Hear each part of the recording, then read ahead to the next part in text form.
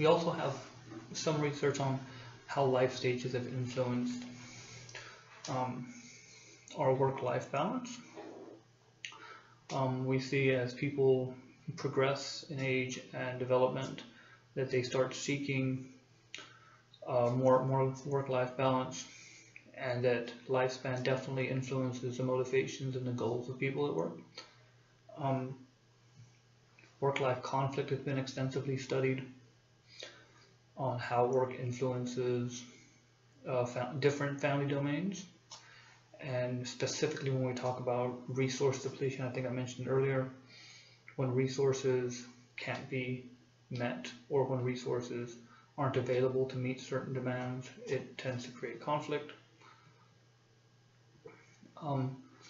We have seen a huge increase in research over this domain in the last 50 years. There was a review of PsycInfo, which is a search engine for psychological studies, that dated from 1970, where the hit rate was about 68, up to a few years ago where the hit rate was over 5,000. So we've seen a huge explosion in the available research, but it's still not there. We've had professional associations created to try and help facilitate some of this research. The Work and Family Research Network is one of these associations. Again, some research out there talks about that work-life conflict and how it can be broken down into a number of different conflict behaviors. So whether or not you're looking at strain or time or behavior and how that's going to negatively affect your work-life balance. But again, these focus on the mechanism of what affects your work and your life, and which ones being shaped by these influences. The other thing is what kind of cognitive resources are being depleted by meeting work needs or life needs. One of the theories that we're going to discuss is life ideologies.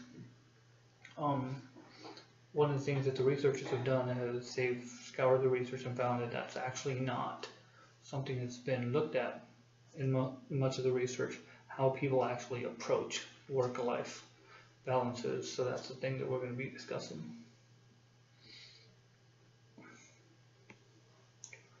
The other thing is some of the research talks about how individual differences can definitely influence work-life balance and how individuals are approach that, besides contextual factors and socialization, right? Like, for example, I myself, I have a tendency to have pretty solid work-life balance and believe that things should essentially be good, but some people, it's very difficult for them to be able to meet those needs. They've looked at life satisfaction related to anxiety and depression in work and life, and how individualism versus collectivist cultures look at this. That's also one of the negatives as far as some of the previous research. Some of the previous research has actually missed or is missing when we're talking about anything outside of the United States. International views and perspectives on the work-life balance is actually missing from the literature, and we'll talk about that later on during the future discussion. Again, a lot of this previous research talks about conflict framework and how conflict negatively influences how we do these things, and how, as work intensifies and how people move up, how that negatively affects their life. A lot of these previous research is on this conflict theory, and when we talk about resource loss.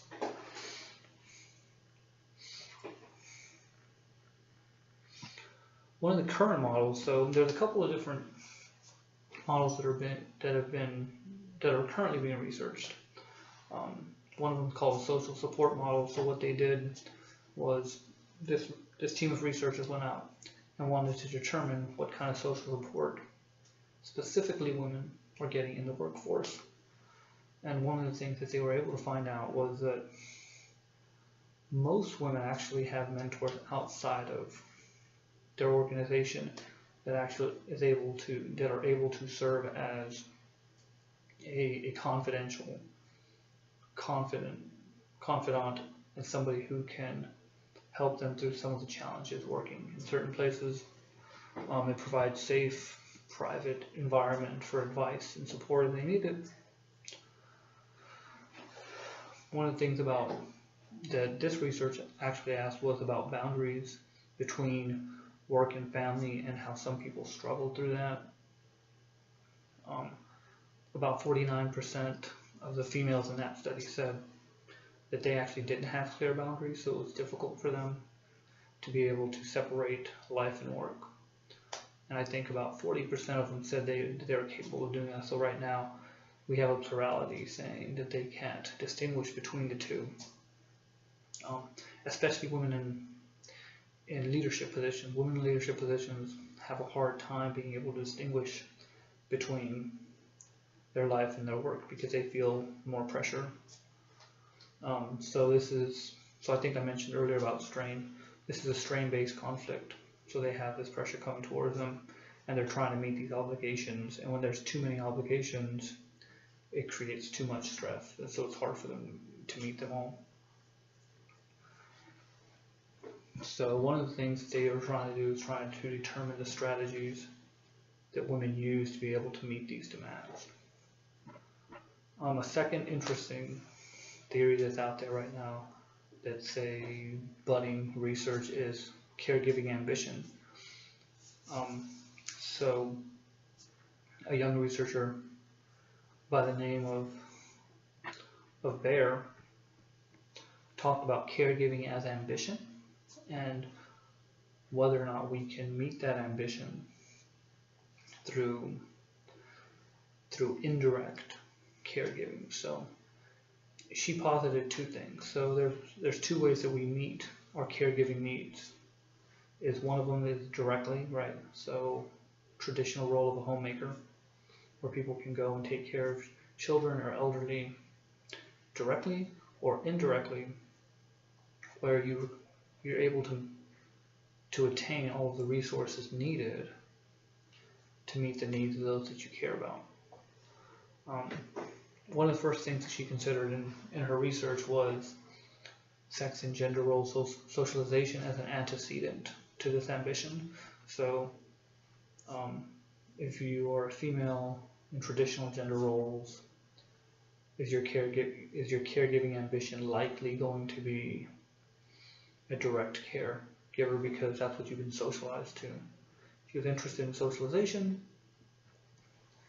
and this caregiving ambition has, under this research, has three potential outcomes, which is conflict, enrichment, and engagement. So are you going to be in conflict with your work-life balance, or are you going to be able to increase your happiness or your engagement, or are you going to be able to intertwine them together successfully? So what this research is trying to do is to broaden the ways that we look at ambition. Prior to this research, ambition wasn't a thing that we readily were able to talk about in the context of caregiving. And this is a new theoretical approach that says that caregiving is an actual ambition, and it's not something that's simply obligatory. So if your caregiving ambition is towards a more direct care thing, you may choose a job where you don't have as many demands. You may not move up the chain or have a challenging managerial or leadership role in order to meet your direct caregiving demands. And we look at this as part of our underlying motives on how we approach caregiving in general. This also looks at where they're at in their lifespan and their developmental considerations. But they're definitely looking at these contextual factors that influence whether or not you prefer direct caregiving or an indirect provider of resources. One of the theories that I think is the most complete, if you will, is an action regulation model. And what they say is that there's 4 action strategies when we're dealing with things like work and life and how we decide that we're going to navigate that. And one of the ways that we do that is by allocating resources directly to a problem in order to meet that goal. If I have the resources, I will directly use resources to meet that goal. If I don't have the resources to meet that goal, I may change the resources, start moving things around, start a different job in order to meet that goal. And one of the considerations in this theory is things like barriers. So do I have the barrier or do I have the resources to meet this goal? And are there any barriers that keep me from meeting the goal? So is there a job characteristic that I don't meet? Something like education, something like physical abilities. Is there a structure to the career? Is there a barrier to me meeting a middle management position because I have to go through stages? That would be considered a barrier under this theory. And if I don't have the resources to immediately reach the goal, and there's barriers involved, there's a couple of ways people deal with this in context of careers and life. One of the ways is what they do is called sequencing goals. So instead of meeting that goal, so let's say I'm looking for this promotion, but I have to go through a sequence of steps, my primary goals will go into smaller goals in order for me to meet them. So I'll become the team leader before I'm the operations manager, called sequencing goals. If I'm incapable of getting the resources I need to meet the goal, then one of the actions that we'll take is we'll simply revise the goal. We'll say, I'm not capable of meeting this goal, and I have to meet a goal, so I'll change my goals.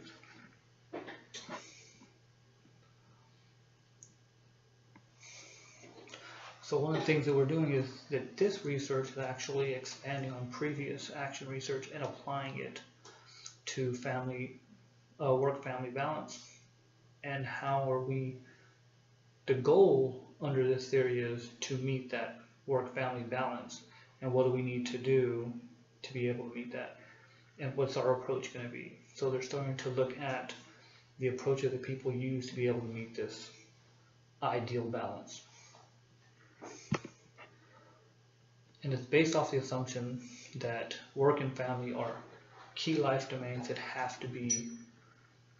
independent goals that have to be reached, and they're domains that people will actively develop. But really, there's not a lot of research outside of a few sporadic researchers right now at this time.